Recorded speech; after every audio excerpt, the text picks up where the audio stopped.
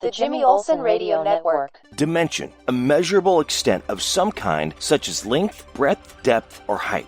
An aspect or feature of a situation, problem, or thing. Fear, an unpleasant emotion caused by the belief that someone or something is dangerous, likely to cause pain or threat. Knowledge, facts, information, and skills acquired by a person through experience or education. The theoretical or practical understanding of a subject. Awareness of familiarity gained by experience of a fact or situation. Imagination, the faculty or action of forming new ideas, or images or concepts or external objects not present to the senses. The ability of the mind to be creative or resourceful, the part of the mind that imagines things.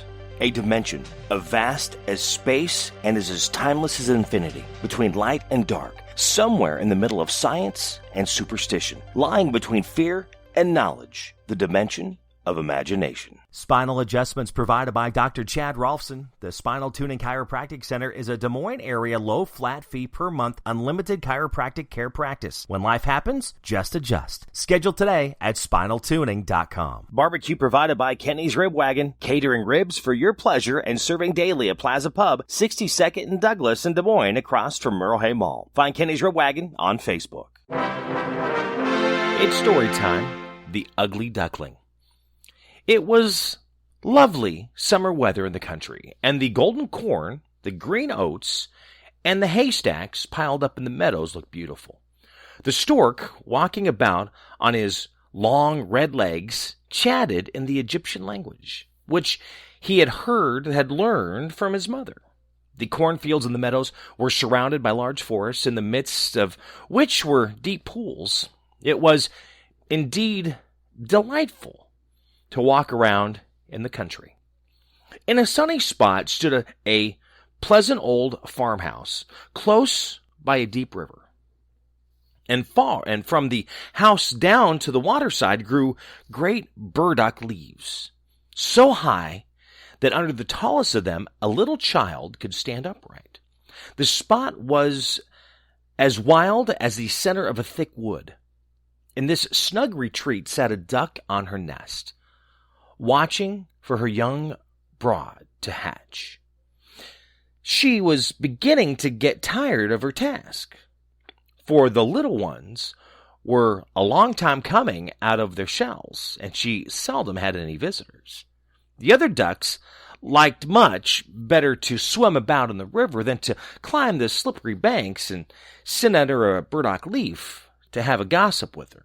At length, one shell cracked, and then another, and from each egg, came a living creature that lifted its head and cried, "Peep, peep, quack, quack," said the mother, and then they all quacked as well as they could, and looked about them on every side, and the large green leaves. Their mother allowed them to look as much as they liked, because green is good for the eyes.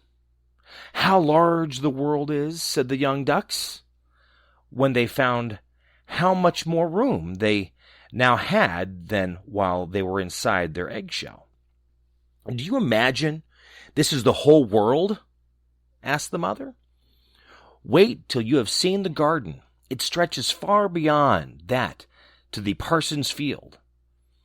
But I have never ventured to such a distance." "Are you all out?" she continued, rising. "No," I declared, "the largest egg lies there still. I wonder how long this is to last. I'm quite tired of it." And she seated herself again on the nest. "Well, how are you getting along?" asked an old duck who paid her a visit. "Well, one egg is not hatched yet," said the duck. "It will not break. But just look at all the others. Are they not the prettiest little ducklings you've ever saw? They are the image of their father, who is so unkind he never comes to see." "Let me see that egg that will not break," said the duck. "I have no doubt it's a turkey's egg.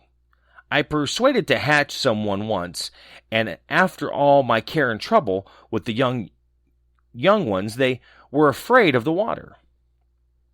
I quacked and clucked, but all to no purpose. I could not get them to venture in. Let me look at the egg. Yes, that's a turkey's egg. Take my advice. Leave it where it is and teach the other children to swim. I think I will sit on it a little while longer, said the duck. As I have sat so long already, a few days will be nothing. Well, please yourself, said the old duck, so she went away. At last, the large egg broke, and a young one crept forth, crying, "Peep, peep." It was very large and ugly. The duck stared at it and exclaimed, "It is very large and not at all like the others. I wonder if it really is a turkey." "We shall soon find out. However, when we go to the water, it must go in, even if I have to push it in myself." On the next day, the weather was delightful, and the sun shone brightly in the green burdock leaves, so that the mother duck took her young brood down to the water and jumped in with a splash. "Quack, quack," she cried, and one after another the little ducklings jumped in. The water closed over their heads, but they came up against it in an instant and swam about quite prettily, with their legs paddling under them as easily as possible. The ugly duckling was also in the water, swimming with them. "Oh," said the mother, "that is not a turkey. How well he uses his legs. How upright he holds himself. He is my own child. And he's not so very ugly after all, if you look at him properly.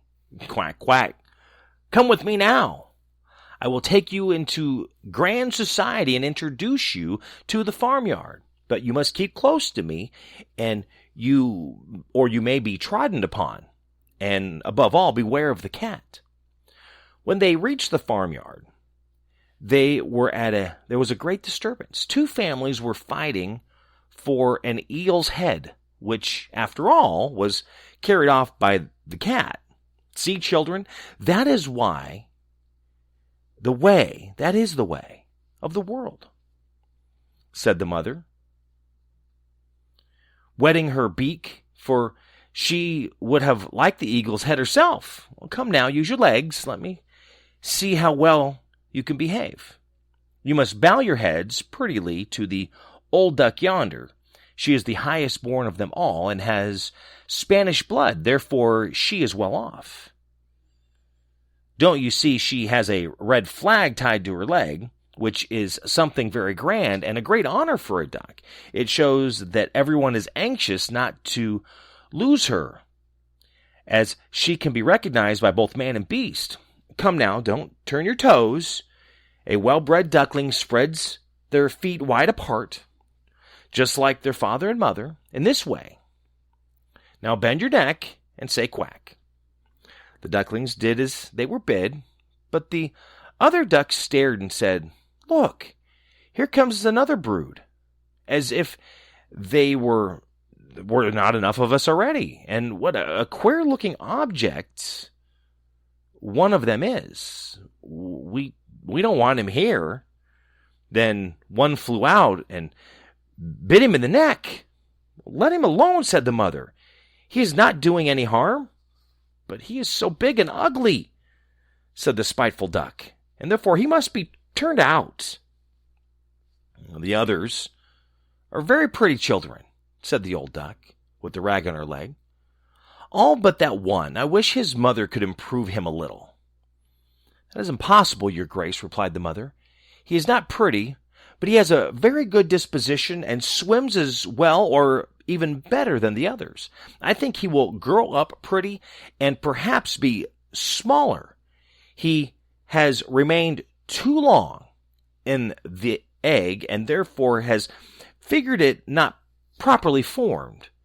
Then she stroked his neck and smoothed the feathers, saying, "It is a drake, and therefore not of so much consequence. I think he will grow up strong and be able to take care of himself." Well, the other ducklings are graceful enough, said the old duck. "Now make yourself at home, and if you can find an eel's head, you can bring it to me." And so they made themselves comfortable. But the poor duckling, who had crept out of its shell last of all, and looked so ugly, was bitten and pushed and made fun of, not only by the ducks, but by the poultry. "He is too big," they all said. And the turkey cock, who had been born into the world with spurs and fancied himself really an emperor, puffed himself out like a vessel in full sail and flew at the duckling and became quite red in the head with passion, so that the poor little thing did not know where to go and was quite miserable because he was so ugly and laughed at by the whole farmyard. So it went on from day to day till it got worse and worse. The poor duckling was driven about by everyone. Even his brothers and sisters were unkind to him and would say, "Ah, you ugly creature, I wish the cat would get you."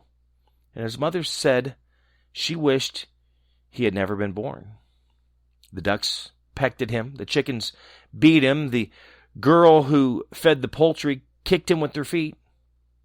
So at last he ran away, frightening the little birds in the hedge as he flew over the pollings. "They are afraid of me because I am ugly," he said. So he closed his eyes and flew still farther, until he came out on a large moor, inhabited by wild ducks. Here he remained the whole night, feeling very tired and sorrowful. In the morning, when the wild ducks rose in the air, they stared at their new comrade. "What sort of a duck are you?" they all said, coming round him. He bowed to them and was as polite as he could be, but he did not reply to their question. "You are exceedingly ugly," said the wild ducks. "But that will not matter if you do not want to marry one of our family." Poor thing, he had no thoughts of marriage. All he wanted was permission to lie among the rushes and drink some of the water on the moor. After he had been on the moor 2 days, there came 2 wild geese, or rather gooselings, for they had not been out of the egg long, and were very saucy. "Well, listen, friend," said one of them to the duckling, "you're so ugly that we like you very well. Will you go with us and become a bird of passage? Not far from here is another moor, in which there are some pretty wild geese, all unmarried. It is a chance for you to get a wife. You may be lucky, ugly as you are." Pop, pop sounded in the air, and the 2 wild geese fell dead among the rushes, and the water was tinged with blood. Pop, pop echoed far and wide in the distance, and whole flocks of geese rose up with the rushes. The sound continued from every direction, for the sportsmen surrounded the moor, and some were even seated on branches of trees overlooking the rushes. The blue smoke from the guns rose like clouds over the dark trees, and as it floated away across the water, a number of sporting dogs bounded in among the rushes, which bent beneath them whatever they want.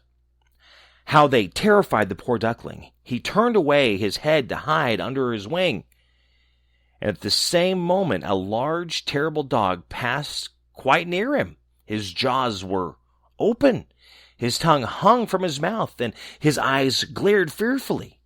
He thrust his nose close to the duckling, showing his sharp teeth, and then splash, splash, he went into the water without touching him. "Oh," sighed the duckling, "how thankful I am for being so ugly. Even the dog will not bite me."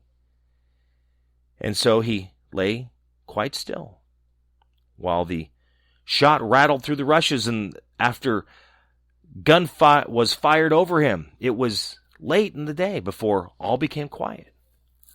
But even the poor young thing did not dare to move. He waited quietly for several hours, and then, after looking carefully around him, hastened away from the mar as fast as he could. He ran over the field and meadow till a storm arose, and he could hardly struggle against it. Towards evening, he reached a poor little cottage that seemed ready to fall, and only remained standing because it could not decide on which side to fall first. The storm continued so violent that the duckling could go no further. He sat down by the cottage, and then he noticed that the door was not quite closed in consequence of one of the hinges having given way. There was therefore a narrow opening near the bottom of the large enough for him to slip through, which he did very quietly, and got a shelter for the night. A woman, a tomcat, and a hen lived in this cottage. A tomcat, whom the mistress called my little son, was a great favorite. He could raise his back and purr, and could even throw sparks from his fur if it were stroked the wrong way. The hen had very short legs, so was called Chicky Shortlegs. She laid good eggs, and her mistress loved her as if she had been her own child. And in the morning, the strange visitor was discovered, and the tomcat began to purr, and the hen to cluck. "What's the noise about?" said the old woman, looking round the room. But her sight was not very good. Therefore, when she saw the duckling, she thought it must be a fat duck that had strayed from home. "Oh, what a prize!" she exclaimed. "I hope it's not a drake, for then I shall have some duck eggs. I must wait and see." So the duckling was allowed to remain on trial for 3 weeks. But there were no eggs. Now the tomcat was the master of the house, and the hen was the mistress, and they always said, "we and the world," for they believed themselves to be half the world, and the better half, too. Now the duckling thought that others might hold a different opinion on the subject, but the hen would not listen to such doubts. "Can you lay eggs?" she asked. "No." "Then have the goodness to hold your tongue." "Can you raise your back or purr or throw out sparks?" said the tomcat. "No." "Then you have no right to express an opinion when sensible people are speaking." So the duckling sat in the corner, feeling very low-spirited, till the sun shone, and the fresh air came into the room through the open door. And then he began to feel such a great longing for a swim on the water that he could not help telling the hen. "What an absurd idea," said the hen. "You have nothing else to do, therefore you have foolish fancies. If you could purr or lay eggs, they would pass away." "But it is so delightful to swim about the water," said the duckling, "and so refreshing to feel it over your head while you dive down to the bottom." "Delightful indeed," said the hen. "Why, you must be crazy." "Ask the cat. He is the cleverest animal I know. Ask him how he would like to swim about on the water, or dive under it. For I will not speak of my own opinion.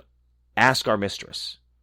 The old woman, there is no one in the world more clever than she is. Do you think she would like to swim, or let the water close over her head?" "You do not understand me," said the duckling. "We do not understand you? We can understand you, I wonder. Do you consider yourself more clever than the cat or the old woman? I will say nothing of myself.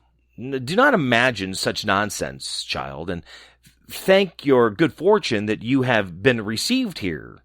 Are you not in a warm room and in a society from which you may learn something? But you are a chatterer, and your company is not very agreeable. But believe me, I speak only for your own good.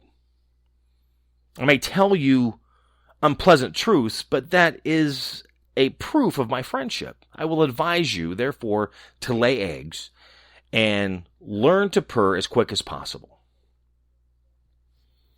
"I believe I must go into the world again," said the duckling. "Yes, do," said the hen. So the duckling left the cottage, and soon found water on which it could swim and dive, but was avoided by the other animals because of its ugly appearance. Autumn came, and the leaves in the forest turned orange and gold, and the winter approached. The wind caught them as they fell and whirled them into the cold air. The clouds, heavy with hail and snowflakes, hung low in the sky, and the raven stood on the ferns crying, "Croak, croak." It made one shiver with cold to look at him. All this was very sad for the poor little duckling. One evening, just as the sun set amid radiant clouds, there came a large flock of beautiful birds out of the bushes. The duckling had never seen any like them before.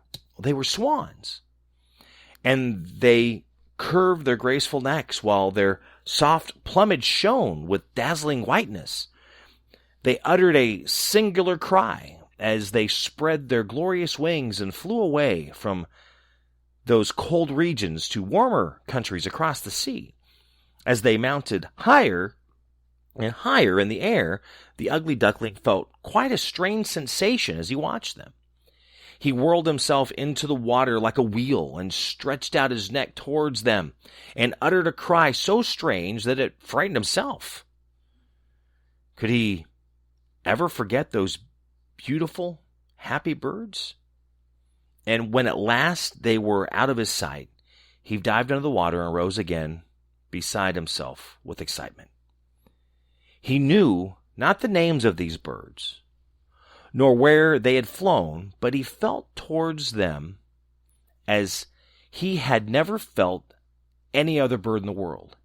He was not envious of these beautiful creatures, but he wishes to be as lovely as they. Well, poor ugly creature, how gladly he would have lived even with the ducks had they only given him encouragement. The winter grew colder and colder. He was obliged to swim about on the water to keep it from freezing, but every night in the space of which he swam became smaller and smaller, until it froze so hard that the ice in the water crackled as he moved. And the duckling had to paddle with his legs as well as he could to keep the space from closing up. He became exhausted at last and lay still and helpless, frozen fast in the ice. Early in the morning, a peasant who was passing by saw what happened. He broke the ice in pieces with his wooden shoe and carried the duckling home to his wife. The warmth revived the poor little creature, but when the children wanted to play with him, the duckling thought they would do him some harm, so he started up in terror, fluttering into the milk pan, and splashed the milk about the room. Then the woman clapped her hands, which frightened him still more. He flew first into the butter cask, then into the metal tub, and out again. What a condition he was in! The woman screamed and struck him with the tongs. The children laughed and screamed and tumbled over each other in their efforts to catch him, but luckily he escaped. The door stood open. The poor creature could just manage to slip out among the bushes, and he lie there quite exhausted in the newly fallen snow. It was very sad, or would be very sad, were I to relate all the misery and provisions which the poor little duckling endured during the hard winter. But when it passed, he found himself lying one morning in a moor, against the rushes. He felt the warm sun shining and heard the lark singing and saw that all around was a beautiful spring. Then the young bird felt that his wings were strong, and he flapped them against his sides and rose high into the air. They bore him onwards until he found himself in a large garden. Before he well knew how it had happened, the apple trees were in full blossom, and the fragrant elders bent their long green branches down to the stream, which wound round a smooth lawn. Everything looked beautiful in the freshness of early spring. From the thicket close by came 3 beautiful swans, rustling their feathers and swimming lightly over the smooth water. Well, the duckling remembered the lovely birds and felt more strangely unhappy than ever. "I will fly to those royal birds," he exclaimed, "and they will kill me, because I am so ugly, and dare to approach them. But it does not matter. Better to be killed by them than pecked by the ducks, beaten by the hens, pushed about by the maiden who feeds the poultry, or starved with hunger in the winter." Then he flew to the water, swam towards the beautiful swans. The moment they eyed the stranger, they rushed to meet him with outstretched wings. "Kill me," said the poor bird, as he bent his head down to the surface of the water and waited death. But what did he see in the clear stream below? His own image.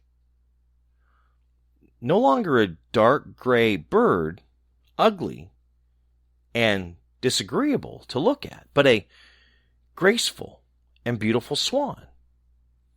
To be born in a duck's nest, in a farmyard, is of no consequence to the bird if it is hatched from a swan's egg.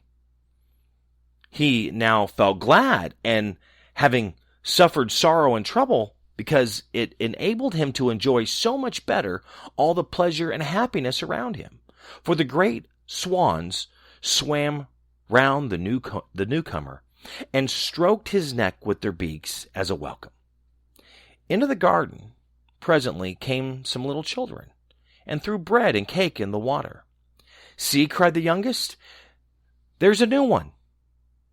And the rest were delighted, and ran to their father and mother, dancing and clapping their hands and shouting joyously, "There is another swan come!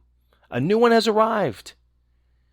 Then they threw more bread and cake into the water and said, "The new one is the most beautiful of all. He is so young and pretty." And the old swans bowed their heads before him. Then he felt quite ashamed and hid his head under his wing, for he did not know what to do. He was so happy, and yet not at all proud. He had been persecuted and despised for his ugliness, and now he heard them say he was the most beautiful of all birds. Even the elder tree bent down its boughs into the water before him, and the sun shone warm and bright. Then he rustled his feathers, curved his slender neck, and cried joyfully from the depths of his heart, "I never dreamed of such happiness as this while I was an ugly duckling." The end. The Ugly Duckling. If you enjoyed this story, share it on social media, both Facebook and Twitter, and follow me at My Buddy Jimmy. You can also find me on YouTube at My Buddy Jimmy 101. The Jimmy Olsen Radio Network.